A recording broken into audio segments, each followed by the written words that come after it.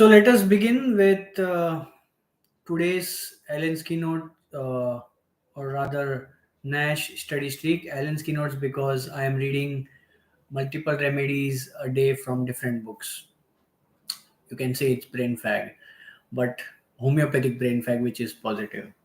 So let us continue today with Leaders in Homeopathic Therapeutics by Dr. Nash. And I had started this initiative considering that there will be five remedies that I'll be able to pick up, because he has mentioned a lot of mixture of philosophy. uh, then he has mentioned some details about the potency, of course the materia medica, and his experience. So I would not be enumerating everything for everyone, but some things from few remedies. And I thought that I'll start with, say, uh, five remedies a day, but for 3 days a week. But the structure of Dr. Nash's therapeutics is such that you can study sometimes 5 to 7 remedies at a time because they are too small, and at times you will be able to study just 2 or 3 remedies because they are too vast. And that is exactly the case with the three remedies that I am picking up today. And the three remedies that I have planned to pick up today, and of course it is in continuation with what Dr. Nash writes, and it's not my choice.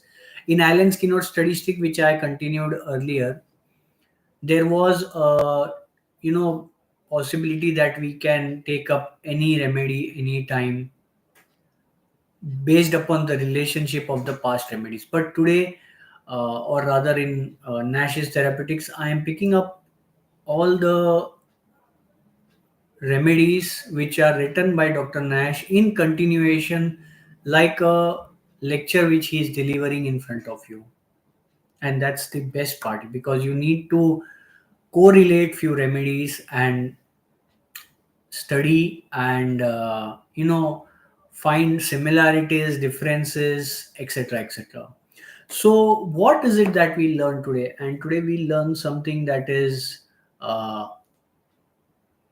very much valuable, and that is chamomilla, ignatia, and coffea. So there are three remedies that we pick up: chamomilla, coffea, ignatia. It will be in this order because this is how Dr. Nash writes. And the three remedies are so well described that he starts mentioning about chamomilla, and he tells us that this is one of the remedies that finds its characteristics in the mind of the patient. Now we always try to look for physical symptoms. Our patients usually present with physical symptoms, but we don't get physical symptoms because the physical symptoms are not, you know existent in that patient which has a severe sensitivity of mind. Okay, so thank you, Dr. Samir. You told me that the audio is not audible, so I will try to relocate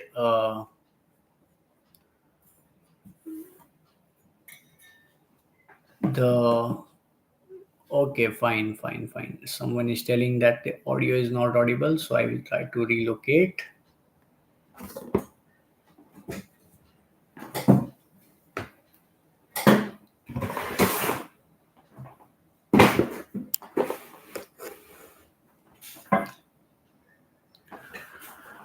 So we'll continue with where we left, and chamomilla is the remedy that we'll discuss. And Dr. Nash shares that this is one of the remedies that finds its characteristics in the mind of the patient. And I was at this point where we see that most of the times we try to find out physical symptoms of our patients, and it's pretty much true because uh, these physical symptoms are something that we can relate to. But in chamomilla, what is interesting is that we find the characteristic symptoms in the mind of the patient rather than in the physicals. And the beautiful description that Dr. Nash starts when he shares about chamomilla is that there is a peevish disposition in which nothing pleases and takes possession of the child. He gives a beautiful description of what the mind of the chamomilla would be. There will be snappishness, peevishness. There will be a child who will not be able to get pleased by anything. There will be a possibility that uh, there is a adult who is not happy with people around, surroundings around, and there is a peevish disposition in which nothing pleases. So a reader will pick up only the words which he knows of. A reader will pick up only the symptoms which probably he understands from his knowledge, and it does not take him beyond. So this is the third or the fourth time I'm reading Nash, and if you have not read even once, I would suggest you to uh, go and read Nash. Don't pick up a new method, pick up the old books. Once you master the old books and you find any lacunae, then come and practice any new method, because all the new methods that you are seeing today, people are going wild and berserk. They are all a part of what the earlier authors have told, but just the new methods are an essence of what has been conveyed by doctors earlier, especially our stalwarts. So, what we'll see is very interesting, and something useful that is mentioned by Dr. Nash, where he says that there is a peevish disposition in which nothing pleases and takes possession of the child. It can be a child, it can be an adult, it can be anyone. And ailments from fits of anger. This is an adjunct to what chamomilla remedy is usually seen as in our clinics. Now, he also goes further to tell us that chamomilla is extremely sensitive to pains, and there is sensitiveness found in the coffee drinkers and people who take narcotics. And he beautifully describes chamomilla and coffea. Where will you give coffea and where will you give chamomilla? And he tells you that people who are habitual to coffee may not I would suggest you all to go and read Dr. Nash's therapeutics. The beautiful words that he has written, I have not put them all on the PowerPoint. We are simultaneously live on YouTube and Instagram, so I have not picked up the verbatim words exactly as it is by Dr. Nash, what he has written.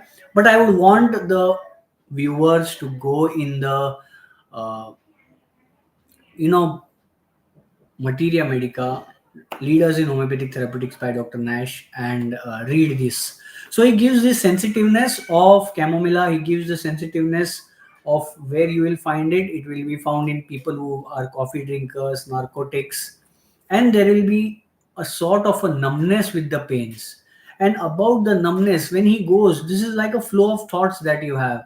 So, about the numbness, he tells you that this numbness is found in paralytic and you know rheumatic states, and he gives us a case of rheumatism of left shoulder where there was lot of numbness with the pains, and that gave relief with chamomilla.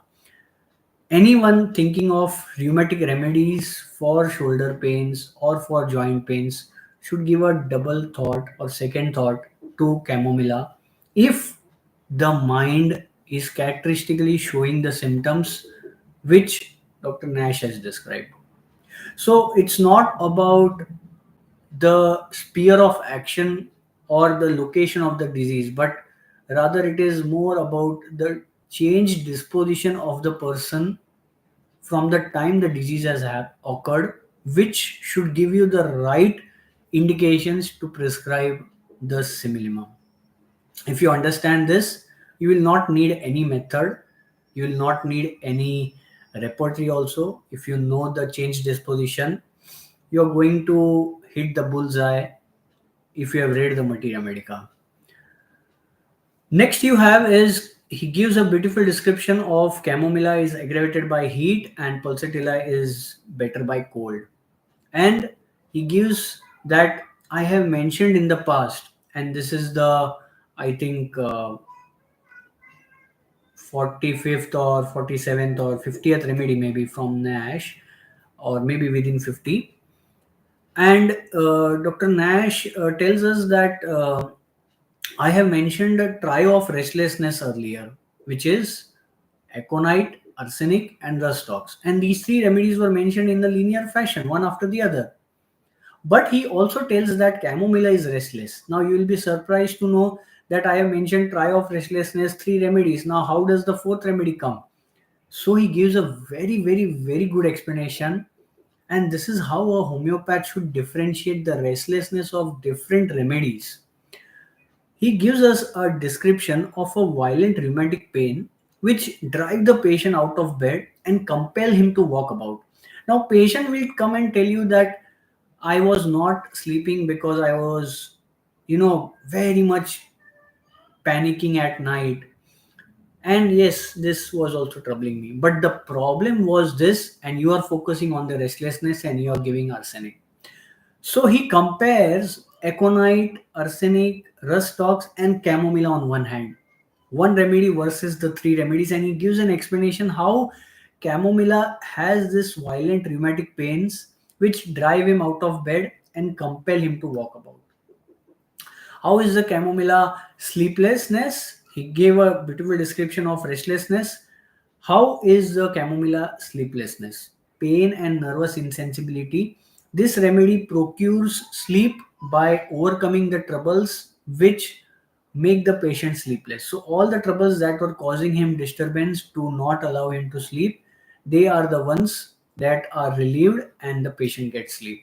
In arsenic, it is something else. In aconite, it is something else. In rustox, it is the joint pain which you will see. So once you know these finer differences, and how will you know these finer differences? By reading the Materia Medica and especially by reading authors such as Dr. Nash's Leaders in Homeopathic Therapeutics, Farrington Materia Medica, and Dr. Dunham's Materia Medica. These were the three, four books which were originally looked after or again and again referred by Dr. Nash, of course, Herring also being one of them. But you need to compare and differentiate if you want to succeed in your practice in initial days.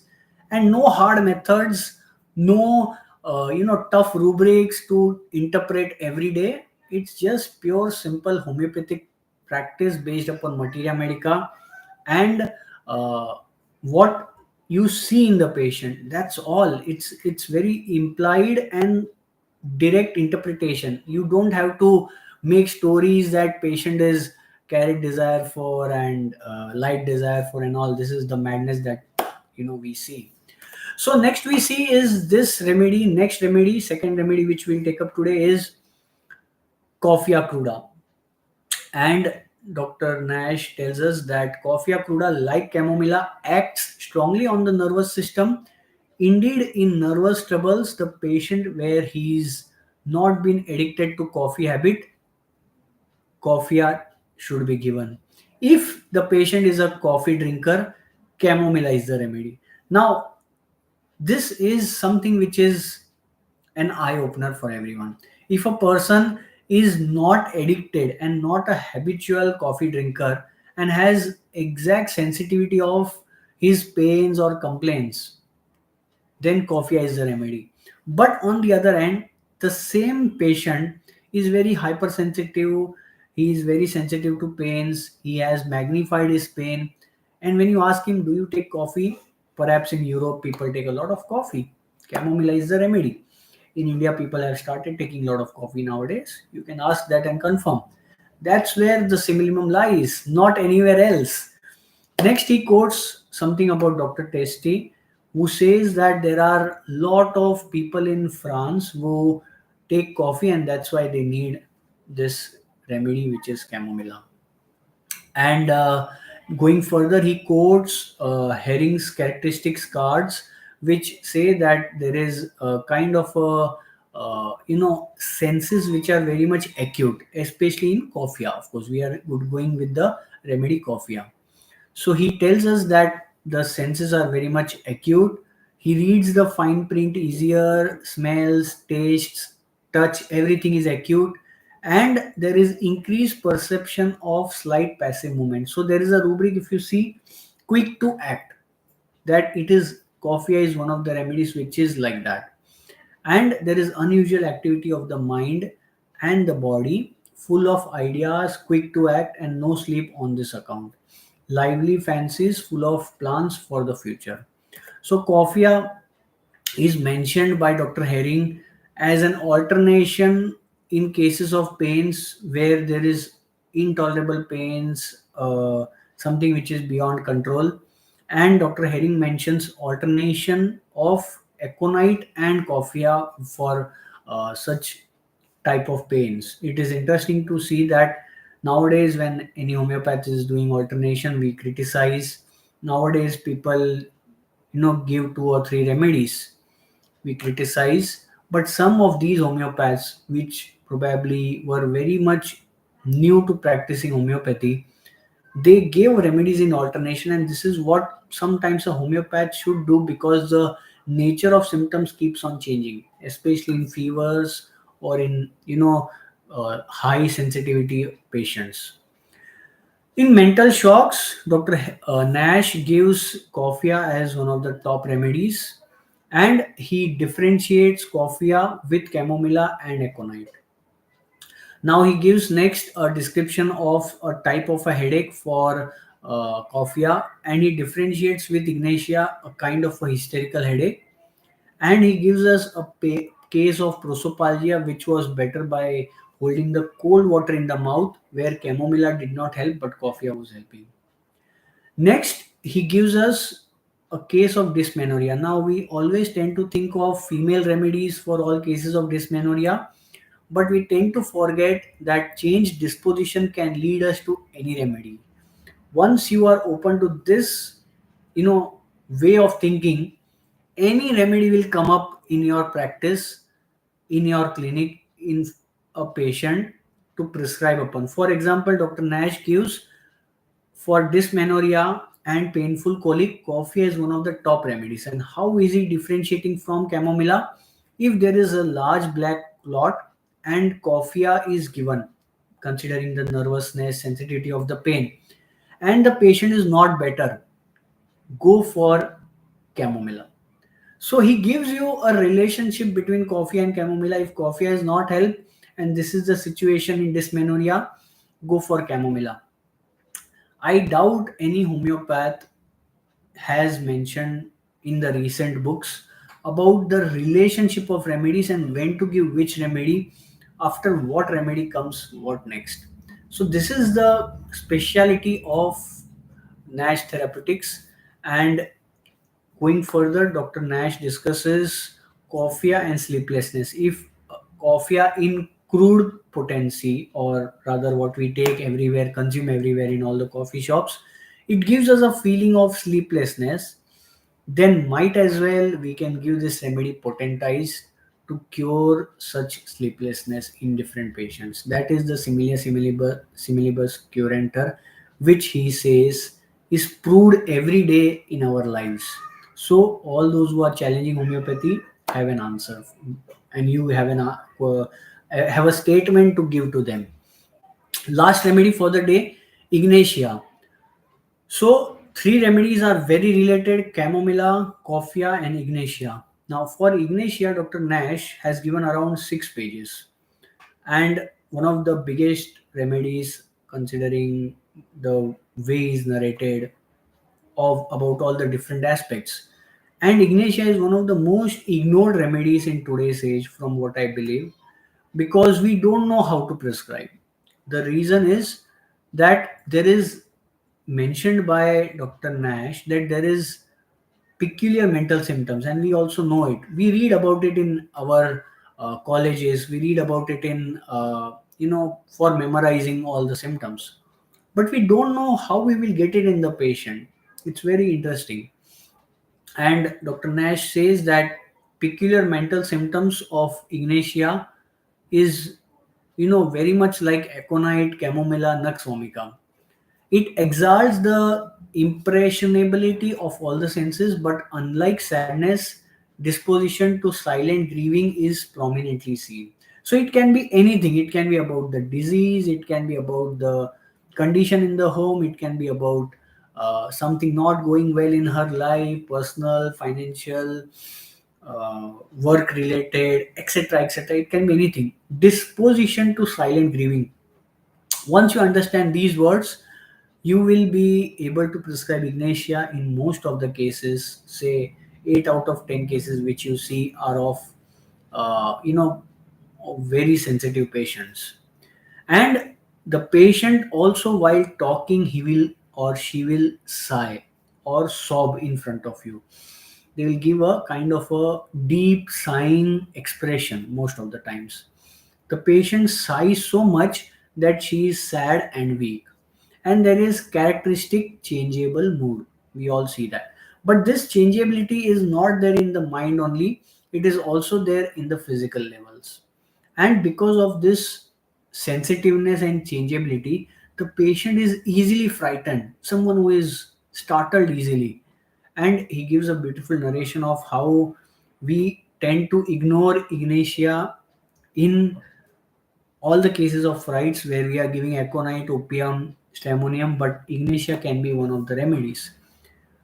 This remedy acts on the spine like nux vomica, good remedy for spasms, convulsions originating from fright. So you can just ask some mother, if the child is brought to your clinic with epileptic convulsions or spasms, when did the complaint start? And probably you'll get to know that there was some noise happening, some festival going on, lot of crackers burst, and suddenly the child went into convulsions. Something like that you will get if you know how to probe. That's the biggest challenge.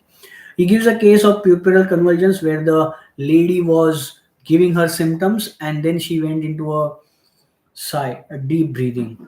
And the doctor, he does not mention the name of the doctor, but he mentions that this particular doctor was telling that, uh, do you have anyone who has recently passed away or whom you are fond of? And the patient says that, yes, my mom passed away very soon, recently. And that's where he gave ignatia in the 200 potency one dose and it cured. So he gives ignatia for all the cases for complaints originating from fright or which has disposition to silent grief. Twitchings is mentioned in comparison with Zincum agaricus, Hyoscyamus cuprum met, and there is, trio of pain which he mentions, but he mentions quadro or this is my terminology, four remedies for pain sensitiveness: aconite, chamomilla, coffea, and ignatia. So he gives trio for restlessness, trio for so and so, trio for so and so, but here he gives four remedies which are top for pain sensitiveness: aconite, chamomilla, coffea, and ignatia.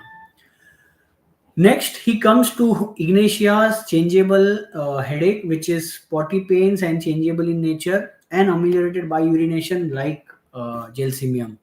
And in throat conditions, he gives us a beautiful description of globus hystericus, which is better by swallowing.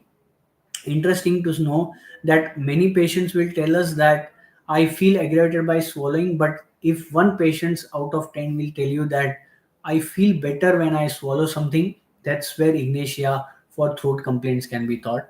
And the patient is better when not swallowing or in between the acts of deglutition.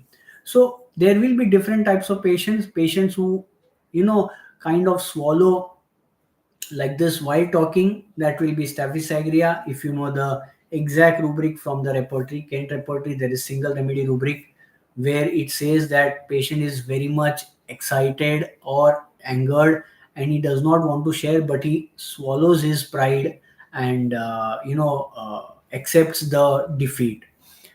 And Dr. Nash compares ignatia with lachesis how it is similar to lachesis and how it is opposite of baptisia, which has aggravation from the exact modalities which ignatia feels better. And he tells us that these comparisons and differentiations we need to understand to make snapshot prescriptions. So we have some really good practitioners joining: Dr. Jyotsna, Dr. Simran, Rifa. I don't know, someone is there since a long time. Whoever is there, good to know.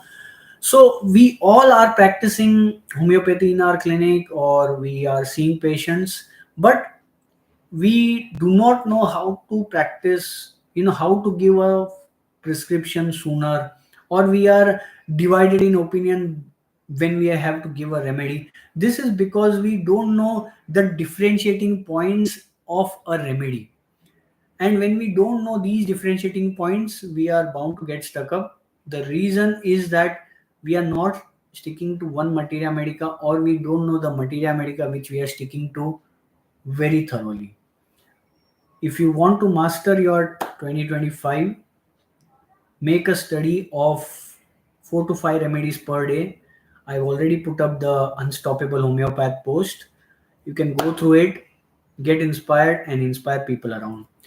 Next remedy which we'll discuss is, okay, not the next remedy, in fact, the same remedy, the last slide which we have, and that is about, goneness of stomach. So many times patients will tell you that there is, I feel there is a lot of emptiness, or you can pick up this symptom in the patient at the end. Whenever you feel that there is a lot of sensitivity described everywhere in the case, and you want to confirm the case from the another aspect, you can ask the patient, what is it that you feel in your stomach when you are very emotionally upset? And sometimes the patient will tell you that I feel that there is lot of emptiness. That is ignatia for you. He compares the emptiness in the stomach. Dr. Nash compares the emptiness in stomach of ignatia with sepia, hydrastis, and ipecac, and it acts on the rectum like nux vomica. This is how he describes further. And he compares the pain in the anal region of nux vomica and nitric acid, of how they are very sensitive, and the pain continue for a long time after the stools are passed. And there may also be shooting pains upwards from the rectum. So this has been a remedy which is a sheet anchor for me in lot of hemorrhoid cases. This has been a remedy which has been a sheet anchor in a lot of calcaneals per patients. And the reason I have given this remedy in many cases of such spotty pains is that there is extreme sensitivity and spottiness of the pains. Last but not the least, Dr. Nash gives us a beautiful and very excellent description of ignatia in fevers, how you will prescribe ignatia in fevers. Now I am sure all homeopaths will be struggling with lot of fever cases in your clinics, and that is why I had come up with a fever workshop very recently, and we will be putting up the recordings very soon on a new website which is in creation. But for the moment, fever symptoms of ignatia by Dr. Nash, what he mentions is that there are four things that we need to keep in mind for giving ignatia. One thing is that there is thirst during chill. Second thing is that there is chill which is relieved by heat, and heat which is aggravated by covers. Patient will throw off the covers. Now there are a lot of remedies for that. Take it with a pinch of salt. It's not so easy to directly jump on and prescribe ignatia. But something that I'll be sharing soon, which will help you all to understand and decipher all the fever cases in a unique way, and you will definitely be benefited by it. So, Dr. Nash gives us a description of ignatia in 4 5 symptoms, where there is red face during chill, chill relieved by heat, heat better aggravated by covers. And he compares this with nux vomica, where the patient feels better by covers. He wants covers because there is extreme chilliness, and the least uncovering gives him the chills. I have cured many cases based upon this, and also on the basis of another interesting symptom for nux vomica. If you want to know, you have some short clips in my Instagram feed. You can go through it. For those who are on YouTube, you can scroll to the shorts. It will be put up very soon. But over here we finish the third remedy for the day, which is ignatia. So keep on following Homeo Setu, which is available, or keeping you updated with all the knowledge from academic to clinical, and something that is going to be very beneficial for you practically and clinically.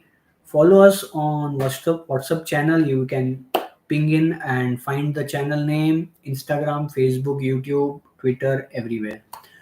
So that's what we complete today's session of three remedies: chamomilla, coffea, and ignatia. Normally, I have taken five remedies. Some days I have taken six remedies, seven remedies. But if you are a flexible homeopath, you know that some days it will be just few remedies or few patients in your clinic. Some days there will be a lot of patients. Some days you will be giving 200 potency. Some days it will be 230, 1m, 10m, etc., etc. You need to be flexible in your methods, in your approach to different patients, and you need to be flexible in studying every day. And this is where we finalize or finish with three remedies today. I hope those who are watching this are, uh, going through Nash Therapeutics. And if you're not going through Nash Therapeutics, it's a humble request. Go through Nash Therapeutics, Leaders in Homeopathic Therapeutics by Dr. Nash. It is going to benefit you immensely, immensely. This is the third or the fourth time I'm reading this book in the last few years. So it's a gem which you can never miss. That's all from me right now. And follow Homeo Setu. That's what I would say.